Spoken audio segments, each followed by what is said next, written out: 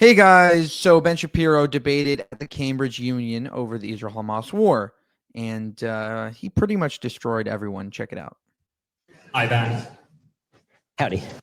So over the last couple of weeks, you've been making this point that there's no moral equivalency between what Hamas did on October 7 and what Israel's response has been.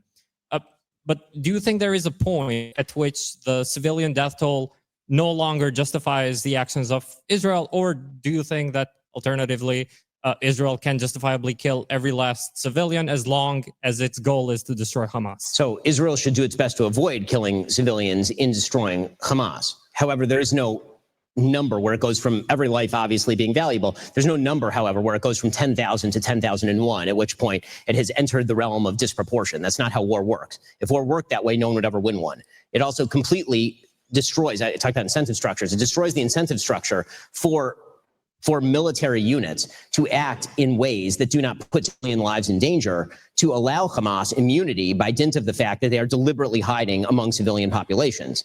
If you actually want people to not hide among civilian populations, then there have to be serious penalties to those groups for doing that sort of thing. Providing a ceasefire to the terrorist group as they hide under the ground is precisely the reverse of that. But do you not realize that in using Hamas's disregard for civilian life to justify Israel's action, you are establishing the same equivalency that you are rejecting? Please explain. If you say that Hamas is hiding behind civilians, therefore we have a right to go after Hamas, despite the fact that we will get a lot of civilians in the way, you're using the fact that your enemy is evil to justify your own evil action. No, I'm lamenting the fact that the enemy is evil. That's a different thing. I'm lamenting the fact that Hamas is hiding beneath civilians, and I'm suggesting that if Israel has to get done what it has to get done, that lies with Hamas. That's not, it's not, the death of civilians here is unjustifiable across the board, but is blameworthy on Hamas's part. There's a difference between death being justifiable in these circumstances in the sense that it's ever morally praiseworthy or good, and where you place the blame for that death. I mean, that's a pretty obvious moral point. I mean, to suggest that it's somehow a celebration of the death of civilians to point out that Hamas is hiding beneath them is to miss the point entirely. The entire point is that it's horrifying what Hamas is doing. If Hamas wants to end this all today, all they have to do is surrender. That's literally all they have to do. They have to walk out of the tunnels with their arms up and hand the hostages back to the Israelis, and this all goes away literally tomorrow. So all of this moral heartburn that people are having over Israel attempting to destroy a terrorist group that just murdered 1,500 civilians in their beds, including babies burned alive in ovens. The heartburn over that, because Hamas has simultaneously mistreated its own citizens, and so that's somehow Israel's responsibility. So Israel has to allow its own civilians to be put at risk because Hamas is deliberately putting its civilians at risk. Hamas is the governing body in the Gaza Strip. They've robbed their own citizens blind to the tune of billions of dollars. They have a $500 million investment portfolio in real estate around the globe, while 80% of their citizens are living in poverty. They took all the water pipes out of the ground and carved them into rockets, and somehow Israel is supposed to stop from deposing them because they're so cruel to their own civilians. That logic doesn't work in any way, shape, or form. Thank you. Thank you. It's almost like a conciliatory nod that he gave Ben at the end. You know, you win, I was wrong. Brilliant job by Ben Shapiro right there. Let's continue with the debate.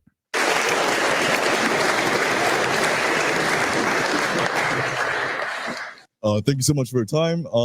My question is sort of going back to the topic of Israel and Palestine, and specifically focused on Resolution 242. And just to give a context to the audience, like what Resolution 242 is. So in 1967, the United Nations passed Resolution 242, and this legislation requested that Israelite armed forces retreated from the territories occupied during the recent conflict. From territories occupied, yes, not the territories. Yes. It's actually a real distinction in the law. Yes, it makes a big difference, actually. Yeah, sorry. And it also stressed the importance of resolving the refugee issue justly, and also encouraged the end of the belligerency claims in states. However, the resolution did not explicitly state which territories Israel had to withdraw from because of the ambiguities in the language of the English version versus the French version. And this ambiguity kind of is being used as a resolution, like by the Israelites to justify its continued occupation of some territories. And the Israelites, it's like ancient Hebrew language. furthermore, although the resolution mentioned a just resolution for the refugee issue, it failed to clearly address the right of the Palestinian people to statehood.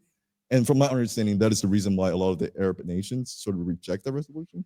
So my question for you is, if you were in their shoe, if you're a Palestinian, aware that there's impreciseness within the resolution that will potentially put your people in disadvantage, how would you respond to that, and whether you will accept a partisan deal or will you reject it? And before you answer, I'm ready to be destroyed by Ben Shapiro. So, I mean, the answer, if I were a Palestinian citizen, which fortunately I'm not because it's horrible to live under the Palestinian Authority or Islamic Jihad or Hamas, but if I were, I hope that what I would be doing is pressing for a full-scale attempt at a peace deal that would involve a two-state solution. The biggest problem with the two-state solution right now is that one side wishes to exist and the other side wishes it not to, and that's a serious problem. So if that were to alleviate, there's been heavy movement for decades in Israel for ceding territory, which is why Yasser Arafat was in charge of areas of the West Bank, which is why the Gaza Strip, which was completely ceded to the Palestinians in 2005. Israel removed 8,000 Jews from the Gaza Strip in 2005. They did not have internal military presence in the Gaza Strip, which is why they didn't actually have any intelligence as to what was going on October 7th. And so the obvious answer would be that if a Palestinian government were to arise that were trustworthy and credible in its pledges not to actually attack and use their new state as a base for attack. And that would require time and trust. And that would have to be built up over time, given the amount of distrust in the region, which would allow for presumably gradually increasing control of borders with, say, Jordan, right? If you're talking about the West Bank, it would also require land swaps. I mean, all these things have been discussed by Israel before. They were proposed in 2008 by Ehud Olmert. Mahmoud Abbas literally got up and walked away from the table without a counteroffer. So when it comes to the practicality of solution, that rests on whether the Palestinians are willing to have a government at any point that would actually make that peace deal. And it was interesting. I was at Oxford last night, the other university. I was there last night, and student after student got up and asked about this. And then I asked them a simple question. They kept talking about occupied Palestine. I said, "What do you mean by occupied Palestine?" And invariably, to a man or woman, each one of them said everything, like from the river all the way to the sea. That's occupied. Well, you can't make peace on that basis, of course, obviously. So, as far as whether Israel's been willing to do it, yes, Israel will be willing to do that. But again, that's going to take time and it's going to take credibility. That's what Oslo was supposed to do, and it never even came remotely close to achieving that credibility, largely because Yasser Arafat is one of the worst people who has ever lived and an arch terrorist.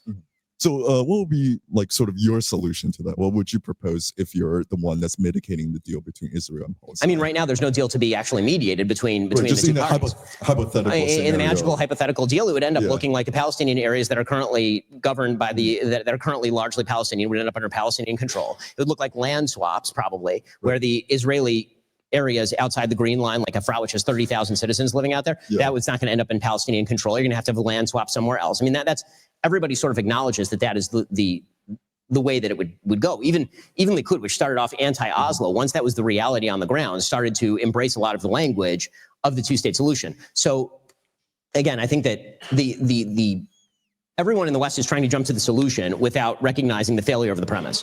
If you have two parties who are willing to make a deal is available. And if you only have one party who's willing to make a deal is not available. Right now, only one party is willing to make a deal. The other party has shown itself repeatedly, literally for all of Israeli history, unwilling to make a deal. There's not been a single deal accepted by the Palestinian Arabs or by their predecessors. When I say their predecessors, I mean the Arabs who were in Palestine, didn't consider themselves nationally Palestinian at the time. People who were Syrian, people who were Turkish. The Peel Commission in 1937 recommended a significantly smaller state of Israel. The Jews accepted it. The Arabs rejected it. This has happened over and over and over. 37, 48, happened again in 2000, happened again in 2008, like over and over and over and over. So again, it all comes back to the same point. Once there's a peace partner, you can talk. Until there's a peace partner, there's no talks. Thank you so much. I feel being destroyed, but thank you. All right, so I think he's missing one crucial point. The Palestinians and the Arabs understand that Jews are willing to make peace, and that is essentially why that they don't want to make peace. If you understand that someone is willing to concede, always, if they're always going to be, the option is always going to be, you can have a two-state solution. You can go back to the 67 borders. You can do this. You can do that, right? If that option is always available, why should I take it? Let me try to fight until I get more land. And then, I'll be in a better position. Meaning we're looking at this completely the wrong way. The second that Israel says no two-state solution, no nothing, screw you, right? The Arabs and Muslims will be like, okay, now they're speaking our language. Now we have to get our shit together, or otherwise we're going to lose our entire land. And that's the biggest problem with the Israel-Palestine conflict. Not necessarily that the Arabs and the Muslims are not looking for peace. It's that the Jews don't understand that they're truly not looking for peace, and don't say, okay, you're not looking for peace, we're not looking for peace. Sorry, you're not going to get any state. Once that happens, once there's a shift to Jewish the right wing to basically saying, never Palestine, basically, then the Arabs might come to the table and understand, okay, now we can't fight Israel anymore. Okay, now we're going to, have to sort of settle for, this territory or that territory. But until that happens, there's going to be no peace. All right, so this was a climate debate, and then at the end, she made a little bit of a snark comment, and he responded in kind. Check it out. All right, thank you, and free Palestine.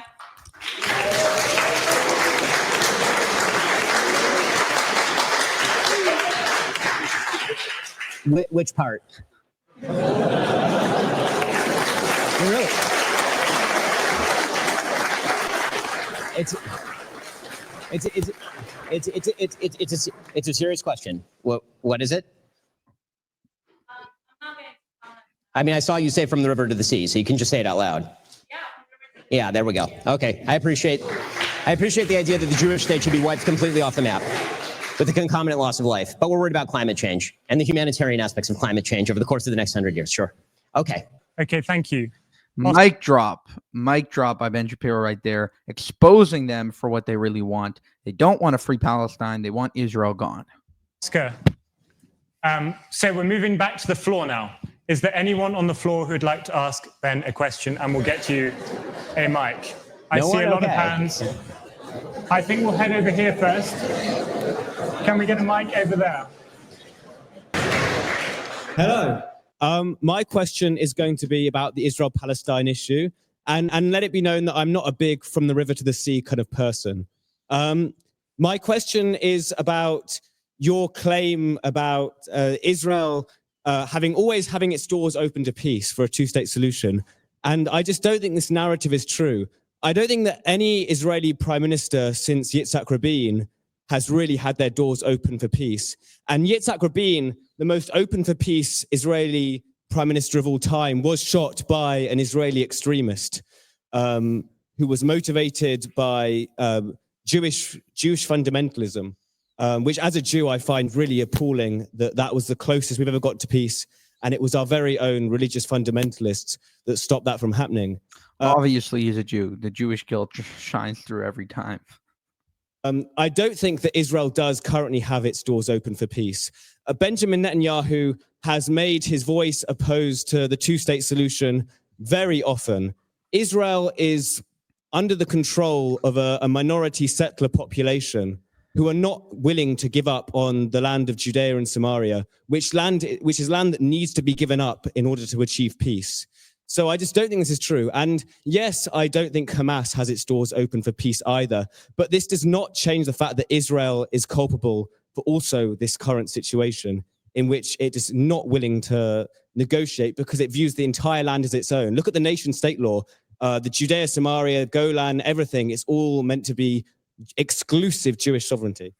All right, so he is technically correct about the present moment because at this point, most of Israel is right-wing because Israel has learned its lesson. Jews have learned their lesson. They understand that we've given away land to the Palestinians time and time again. We've given it to them, and they've used that land to attack us and use it as rockets, right? Look at Gaza.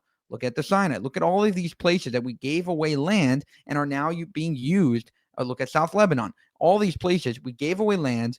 Now they're being used to attack us with rockets, etc. Right? And even though they said, oh, yeah, the UN is going to go in and keep an international peace treaty and everything's going to be good, it was all BS. So he is technically right that Jews, at least today, he's not right about the past, but today, Jews and Israelis aren't willing to give up peace, and they're 100% right about that. They shouldn't be willing to give up land away for peace. No, Let's talk about the history for a second. To suggest that the last Israeli prime minister who's in favor of peace was Yitzhak Rabin, I'm sorry, but it's just historically inaccurate. Shimon Peres, who was Yitzhak Rabin's partner in the peace plan, was prime minister. Ehud Barak, who is so far to the left that he makes Yitzhak Rabin look like a piker, was the prime minister and offered a peace deal in 2000. Ehud Olmert offered an incredibly generous peace deal, much greater even than the 2000 peace deal, rejected by Arafat and Mahmoud Abbas. So that's just historically inaccurate. The idea that Yitzhak Rabin was simply willing, even at the time, this is not even what the Oslo Accords say. The Oslo Accords really kind of embody some of the things that I was saying about a gradualistic process of surrender of some parts of the land, which is why you still have areas A, B, and C. When it comes to the idea that Israel as a whole is somehow culpable for a terrorist group that calls for its extermination, running into its center and murdering 1,500 Jews is deeply immoral. That's deeply immoral. You're not talking about people who are arguing in favor of some sort of land for peace settlement. The people who ran in are arguing for the extirpation of every Jew from the region. Every Jew. And as far as the idea that Israel is somehow ethnically intolerant as opposed to its neighbors, that's untrue as well. Israel is 20% Arab. Gaza has 0 Jews, 0. The Palestinian Authority has 0 Jews living under its authority, nor could they be trusted to have Jews living under their authority, given the fact that when Jews accidentally drive into Ramallah, they're in danger of being lynched, which is certainly not true of the tens of thousands of Palestinians who every single day are given work permits into Israel, including, by the way, people from the Gaza Strip who had work permits into Israel, some of whom then went back and gave information to Hamas on the specific locations and number of people in each house in these various moshavim, those are the villages, in the Gaza envelope. So to suggest that's Bibi Netanyahu's fault, that Hamas murdered 1,500 people, again, ignoring the fact that Hamas has been firing rockets on Israel continuously for about a 17-year period at this point, spanning governments of both the left and the right. Bibi Netanyahu wasn't even prime minister a year and a half ago. It was Yair Lapid, who was very much to the left. So to make the argument that somehow Israel has a responsibility to make a quote-unquote two-state solution with the current partners is totally crazy. Who's the partner? It would be one thing to argue if there was a liberal-minded partner that actually sought peace. But what you're talking about is a Palestinian, the most liberal partner that is there is the Palestinian Authority, which right now, today, is paying Hamas terrorists a stipend for having killed Jews. Those are not people you can make a peace deal with. I mean, I understand that Hamas is not a group you can make peace with, but I do think that Israel has made a concerted effort to destroy every group it could possibly make peace deal with.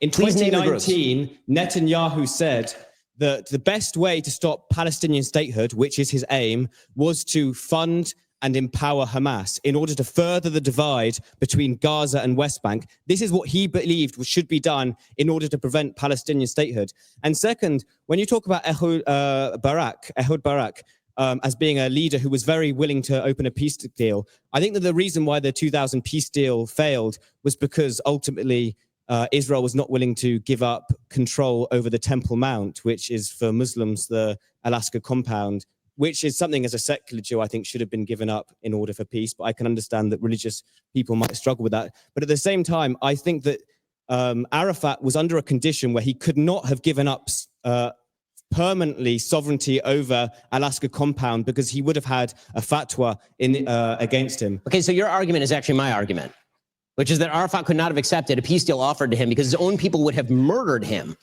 for having made any sort of peace deal, which, by the way, I agree with. I think that's true. Not any sort of peace deal, a peace deal that gave up the Temple Mount. And I would have liked... Okay, so the idea that, first of all, we should point out that having been on the Temple Mount multiple times, I've tried. I dressed up as a Muslim to try and get onto the Temple Mount. Well, yeah, there's a picture of that happening. By the way, you don't... So, if you'd like to hook up, I can make it happen. It's not difficult. All you have to do is walk up a particular tunnel, and you can go out onto the Temple Mount. Anyone can, but only Muslims can pray there. Only Muslims can pray on the Temple Mount. That is the current law. I went on the wrong day. It wasn't open to foreigners that day. But I tried anyway. I'm just telling you, it is a fact of the matter. I've seen people arrested for attempting to pray, to open a prayer book that is in Hebrew on the Temple Mount. Only Muslims can pray on the Temple Mount. The Islamic Waqf is in technical control of the Temple Mount. So put aside the politics of the Temple Mount for a second. Once again, the argument that I'm making is that there is no party on the other side. Please name the party on the other side with which the Israelis should currently negotiate.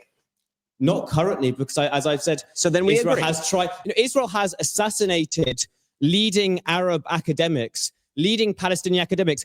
During the Nakba in 1948, Israel kept largely rural areas in the Galilee intact, but they went after urban areas where there were Palestinian academics. There had been a concerted effort to make sure that I think... You're saying the war strategy of the Israelis in 1948 was to go after Palestinian academics? Not academics, they went after urban Palestinian life. It turns out that wars typically take place in heavily urbanized areas and not in open fields. I mean, it was a largely rural area at the time, so I don't think that's right either. So, well, I mean, that happens to be right. The biggest battles around the 1948 War of Independence, the Battle of Latrun, which is a battle between Tel Aviv and Jerusalem to open the road to Jerusalem. There were hotly fought battles in the streets of Safed, Tzfat.